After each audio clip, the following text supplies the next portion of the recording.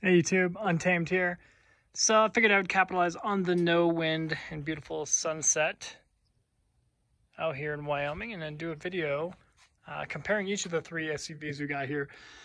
So if you've visited my channel, you already know what you're looking at, but for the few new folks, I'll quickly walk through what they are, and really I'll highlight what feature and what I like about each of them over one another. Then of course I'll briefly talk about the things I don't like about each of them and kind of wrap up with, if I had to choose one to keep for the rest of my life, which one would it be? And I'll wrap up with that. So from left to right, obviously here we had the 2020 Land Cruiser Heritage Edition, limited to 1,200 models and introduced only in 2020 here.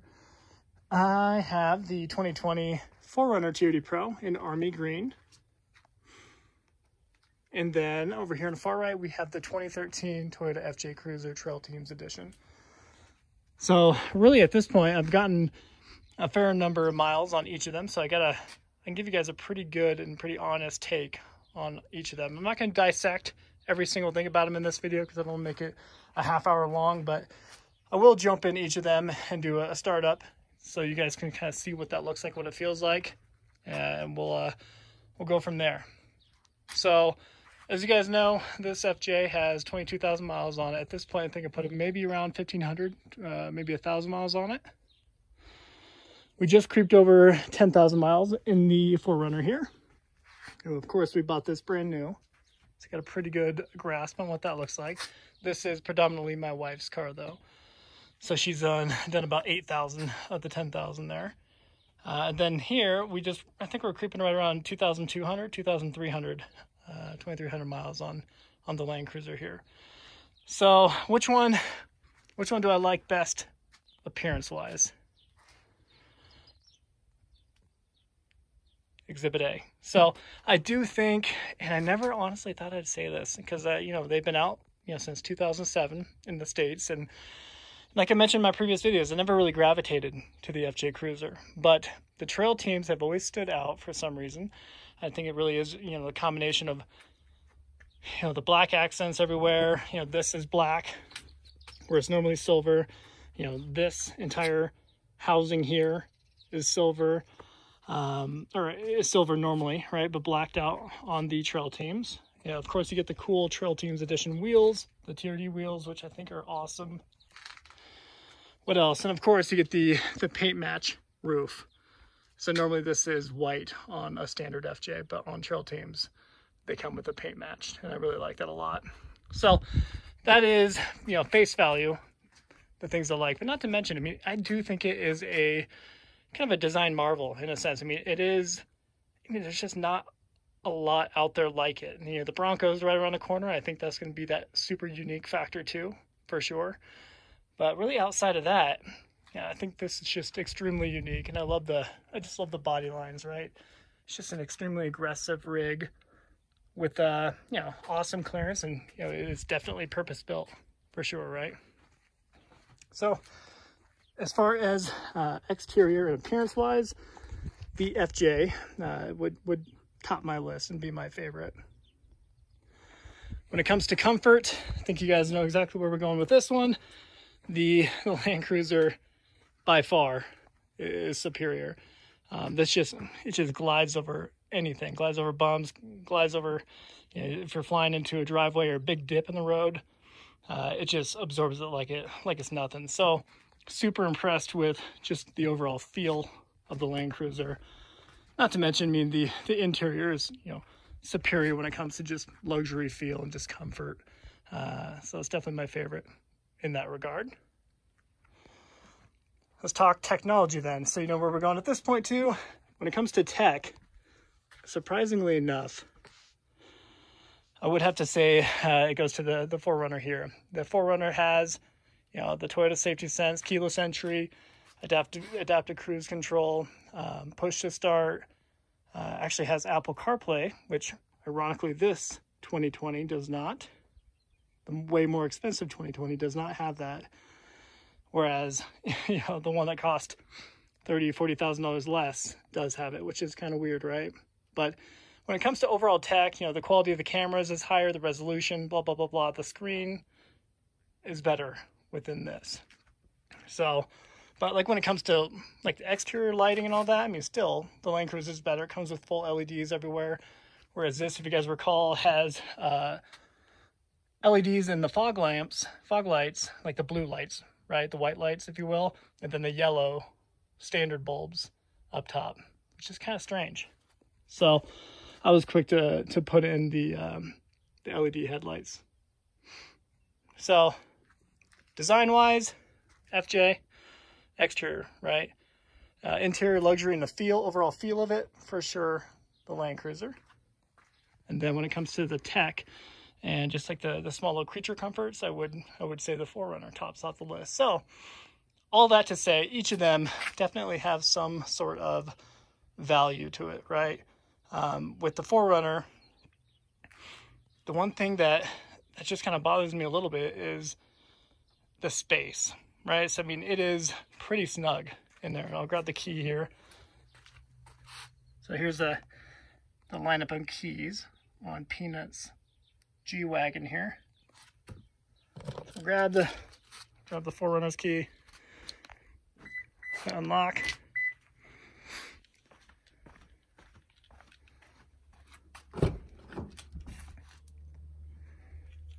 So, like I mentioned, the overall tech within the 4Runner is superior than the Apple CarPlay. Just this is super user-friendly. Not to mention, it has these classic giant knobs for the temperature control. You know, on both sides are temperature control, and you just adjust the fan super easily right here, right in the direction of the fan. So it's super intuitive, super, I don't know, just super straightforward. And not to mention, this guy has that rear window right there on the left for the rear window, which is really, really cool. But when it comes to space, it almost is deceivingly small, if we're being honest. And, okay, well, it doesn't look that bad right there, but my wife's chair, the passenger seat here, is way up. But if you have a 3-year-old daughter like myself who has legs and likes to throw temper tantrums, this tends to get it quite a bit.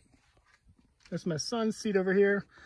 Fortunately, this is a comfortable seating position over there for me. I'm 5'9", and then, you know, my son is right here. But this just, I mean, look how big it looks in there. It's just huge. So it just takes up a lot of space. I'm not really sure why. So that is one thing that with the Land Cruiser here, you don't experience that issue at all. So I've definitely come to appreciate that on the Land Cruiser. So let's hop in that real quick. Swap out. There's the key here. Unlock. Pretty swanky lights up front. I really do love that front end. I love that you get the kind of the darkened bronze, you know, heritage colored accents up top here, like this. Otherwise, you're just like full-on chrome in the other standard models, right? So we'll hop in, kind of show you the room.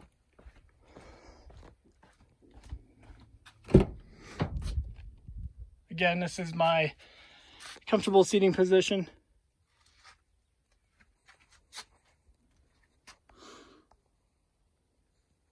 I'll show you that. See you right over, just under 2,400 miles on it now. I do like that this lights up. I think that's pretty cool.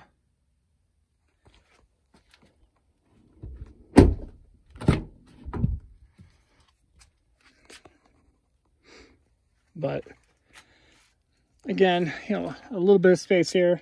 Even this is still kind of snug, but by comparison, just like the overall headroom is so noticeably different, so noticeably better than the 4Runner, that I think that is a large factor to consider. And then there's my daughter's seating area. So she's still, and this is pulled back to a very comfortable position for my wife. So still, are they going to kick your seat?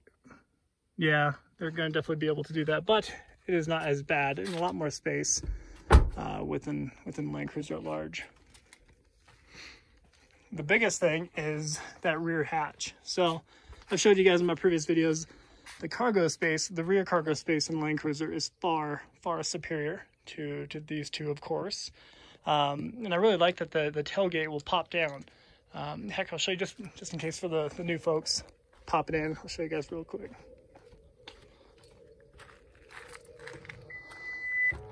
So very slow opening there. Kind of an electronic trigger to pop it open. But this is awesome. I mean, just the headroom here too is awesome. My daughter can like stand up fully in here, which is really cool. But I love that the back end, well, back portion here, the bottom portion will pop down like a tailgate, which makes it perfect for like watching fireworks, which we just did the other day for the 4th of July. So I do love that.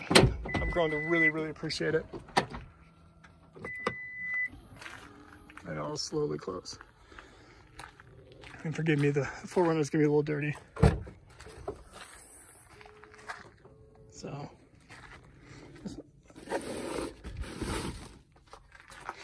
So really, I mean, it's still great, you know, I mean, but for 9 out of 10 people, it's gonna be totally fine. But Land Cruiser definitely is superior in this regard.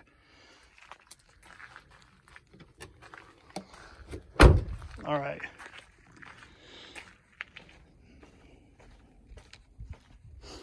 So let's hop into the last one here. I'll talk about what I don't like so much about these things, each of them. And but for the record, guys, before you guys take to the keyboard and get too frazzled about, oh, you know, rich people problems, complaining about vehicles. I'm not complaining about any of these. Obviously, I bought them all. I love them all. I wouldn't have bought them if I did not love them. So don't get too hypersensitive about it. I'm trying to be critical for you guys, just so you guys can get a kind of a real owner's perspective is all. So hopefully that kind of adds a little bit of perspective. So at any rate, the simplicity of this one is what makes it glorious. Like, it does not get any more sparse than this. You know, extremely generic. I do like the half doors. That's cool. It's such a unique thing.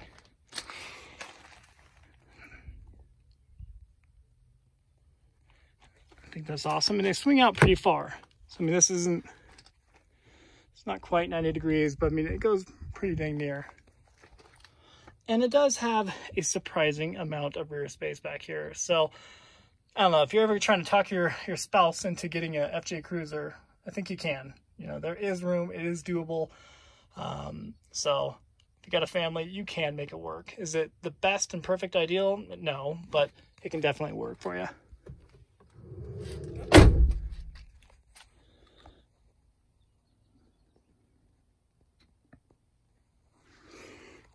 Alrighty.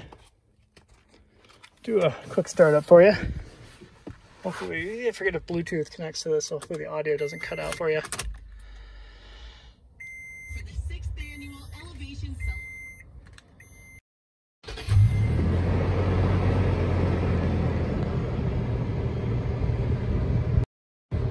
All right. So normally speaking, when you're looking at FJ Cruisers, right here is always scuffed up. When you're looking at them, this is always the first thing to get damaged. So finding one without scuffs and scratches all over that is a win. So there you have it. Pretty straightforward. Let me turn the headlights on and see what it looks like at night for you. So there you have it. That's kind of the layout for it, which is, I don't know, it's almost refreshing hopping in this. Especially after, you know, driving the Land Cruiser, you know, then you get in here, you're like, it just feels right, honestly. So, especially if you're like, I don't know, if you're a bachelor and you're a single man and you're not you don't have, you know, kiddos running around, this could be, I don't know, like you would absolutely love this. Like if you're the adventure type, you can throw, you know, bike up top or in the back. You know, this could definitely be, I can see why so many people gravitate to this. Not to mention the most simplistic knobs here, which is like I've already meowed about in my other videos. I have grown to really appreciate this stuff, just because you can't mess it up. It's almost like a toy, right? So I do love that. Then you got your, I know it's kind of getting dark, and 4-wheel drive up there. So there you have it. We'll shut this guy off.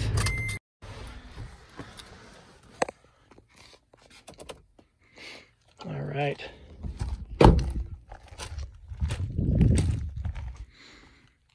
And we'll hop in these two real quick. We'll go Land Cruiser next. So,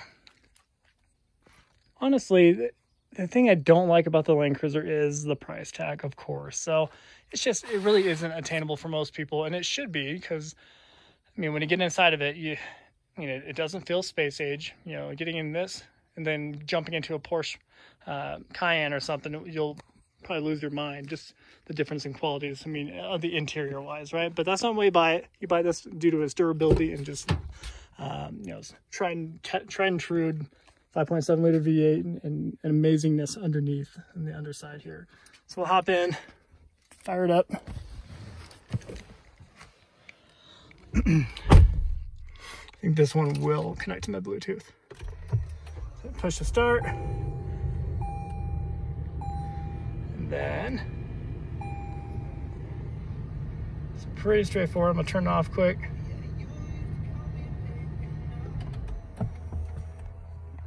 Just to prevent getting connected to it there. But great lighting all throughout, LED lighting up top, everywhere. Of course, sunroof. Yeah, another video, I'll do an in-depth walkthrough of the entire infotainment system here for you guys. But as you can see, it is a totally different feel. Jumping in the FJs, they're far extremes, is what it is. But then again, you know, the price tags do show that to some degree. But back to my point with the price tag, I do wish these were, you know, like 50 or 60,000. I think that'd be a little bit more attainable, of course, and you know, I think they would be even more popular than what they already are. But at the same time, I mean, from an owner's perspective, there is goodness to it, goodness to them being, you know, only two options. And in America, in the United States, they only come fully loaded, right? And I say two options because you got the normal, the normal fully loaded Land Cruiser, which is about 86,000, right? And then you got the Heritage Edition here, which is, you know, 89,000. So the goodness to that is, I mean, if you're, I don't know, if you're an enthusiast, the fact that, you know, if you ever see them driving down the road, you know how much they paid for it. You know, whereas like with the Tacoma, you get people who can get the very, very base model, which is 25,000, and then they try to, you know, buff it up to make it look like a TRD Pro. There's no imposters out there. So if you have a 200 series, you paid one of two price tags, really. So I see the goodness to that.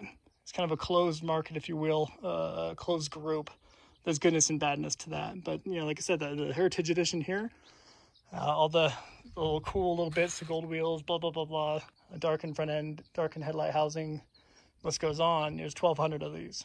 And with the Yakima Mega Warrior roof basket, which I'm honestly indifferent on, I think I might be swapping that out here in the near future. So I think we're eyeballing a Prinsu, but more to follow. With that, we're gonna jump in the 4Runner. We'll wrap up the video, guys.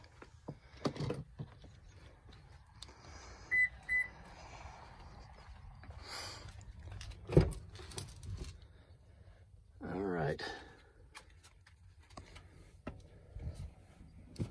So even though we got the slanted rock sliders, it does work as a step. Not the greatest. As you guys know, we do have that great crack across the windshield, which happened like on mile 1,000. We happened right from the beginning. So foot on the brake. Again, I'll shut this one off pretty quick too, but push the start. Kind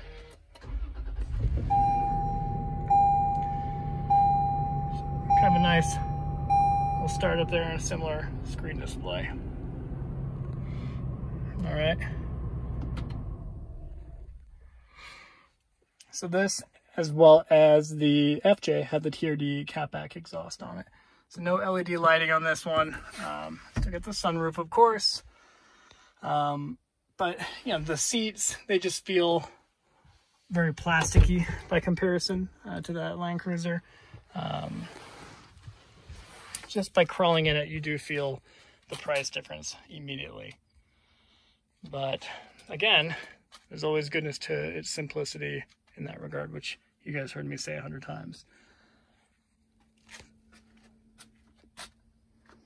So, guys, to kind of recap, the thing I don't like about Land Cruiser, of course, is the price tag of it. I mean, there's goodness and badness to that. I get it. And you guys can see here, I put the LED headlights on it. Normally, those are yellow lights. You can hit the brake and it'll turn off, or hit the lock button. The thing I don't like about the 4Runner is the minimal space within it. If you have kiddos, it's just not ideal. I haven't said the thing I don't like about the FJ.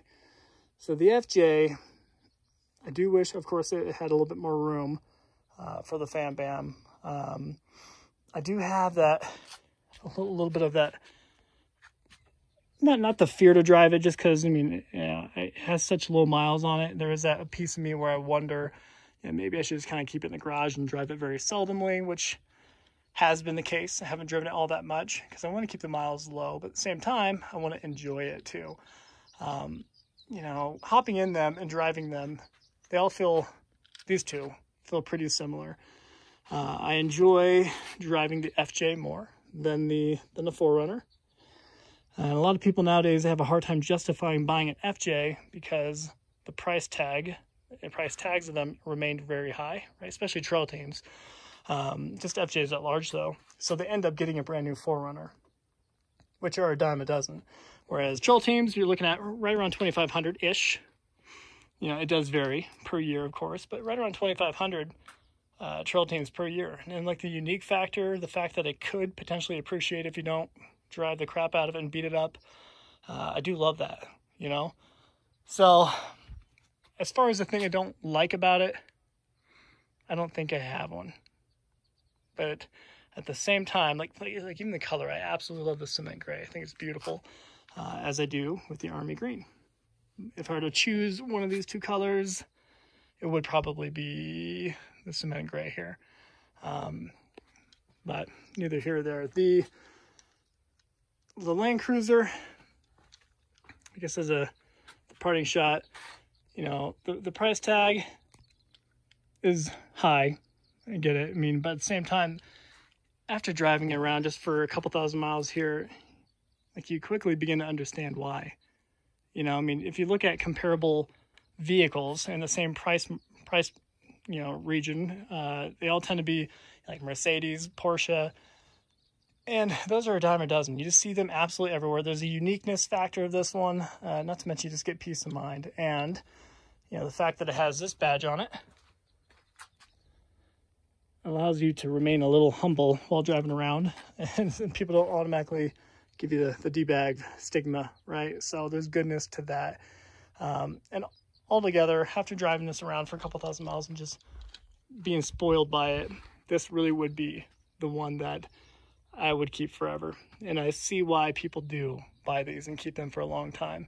So for those of you who are sticking around my channel to see how quickly I get rid of it, I think you might be surprised on this one.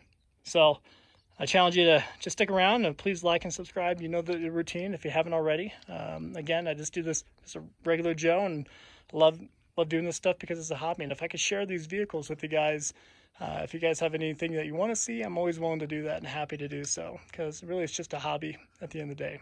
My wife reminds me it's an expensive hobby, but still a hobby at the end of the day. So appreciate you guys sticking around at 24 minutes. Sorry this turned into a longer one for you, but let me know if there's anything you guys want to see. Happy to share. Till next time.